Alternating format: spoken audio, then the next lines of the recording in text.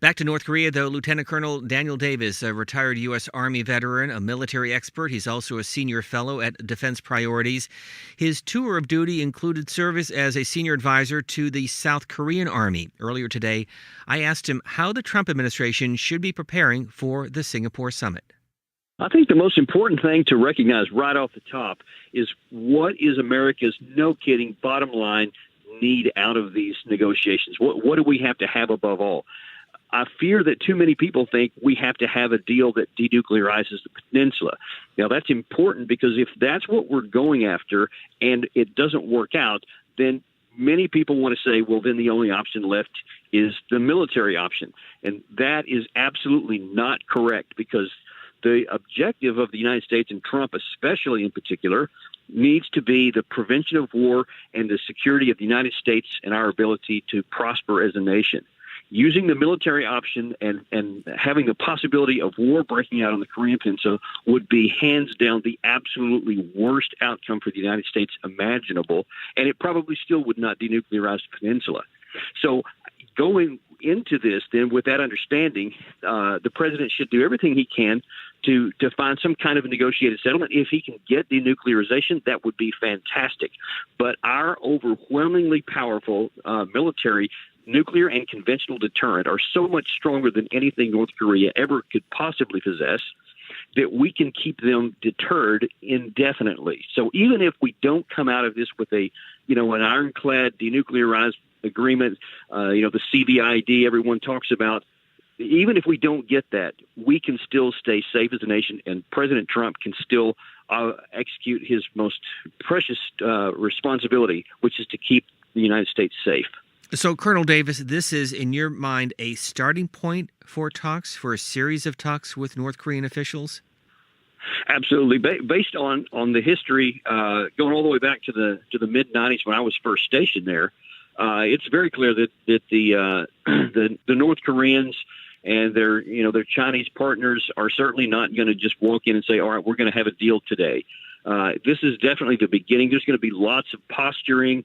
There's going to be, most likely based on historical precedent, we're going to start going in a positive direction and making it look like things are going well. And then they'll throw a monkey wrench in there because we have to recognize that their intention is to have their regime survive and to maintain the best deterrent that they can against us. So if they can get the sanctions relieved, if they can get any kind of benefits, whether it be financial or commodities or anything like that to help their domestic economy, while not giving up at least some aspect of their nuclear program, that would be a win for them. So they're definitely not walking in here saying, okay, we're just going to hand over everything that we worked for and hope that you make good on your promises. So they'll try to extract every concession from us possible while giving as little as possible in return. We're talking with Lieutenant Colonel Daniel Davis, a retired U.S. Army, now a senior fellow and military expert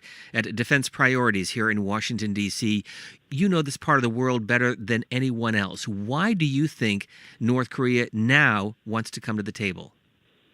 Well, if you look at what North Korea has been doing ever since Kim Jong-un rose to power, and the things that he's been saying domestically in terms of wanting to transform his country from being basically this juche, which they've been calling self-reliant all the time up through the last several decades before his ascension. They were very poor, and so what he's been wanting to do is to raise them up in their standard of living, to make it better, to even come close to bringing them into the modern world. And so he's doing everything he can to do that. Now, part of that plan is that he has been on a just crash course to get nuclear weapons. And so all during 2017, when President Trump came into office, and, we had all the famous, fire and fury, totally destroy North Korea, old daughter firing back, all of that, until the 28th of November, when North Korea launched its last missile, nuclear-capable missile. After that point, they claimed that they now had a validated nuclear weapon that could reach the United States. That gave Kim the opportunity, I think, in his mind, that now then I have something to negotiate with. Unlike Gaddafi, who basically made a deal in 2003 with the United States to denuclearize. He didn't actually have anything functional at the time, so he had very little leverage. And I think that Kim Jong-un says, okay, I have a functional missile, so I have some leverage, and I can maybe get some concessions from the United States that he couldn't have gotten so that he can maintain regime security. I think that's the reason why he's coming to the table now, because prior to that, he didn't have that. He didn't have the ability to do it, so he didn't have that negotiating power. And I think in his mind, he now does. Now, the big question is, when you look at the balance, whether he has that or not, we have a 100-to-1 numerical superiority, but it's not even sure that his missiles can function, that his nuclear payload can be delivered. So it's not even 100-to-1. It's like 1,000-to-1 in our favor. So we still have the dominant negotiating position. If you were with President Trump and giving him one piece of advice before this mid-June meeting, what would you tell him? I would recommend that the president do all in his power to reach a negotiated settlement, but to recognize that he can keep the United States safe and the region out of war. It's completely in his power to do without resorting to military force. That will not help us. It would cause enormous damage. But if he maintains persistence and patience and that relentless and never blinking military deterrent that we have, he can keep the United States free, prosperous, and secure as long as he's in office. The Lieutenant Colonel Daniel Davis, now with the Defense Priorities here in Washington. Thank you for your time. Always my pleasure. Thanks for having me.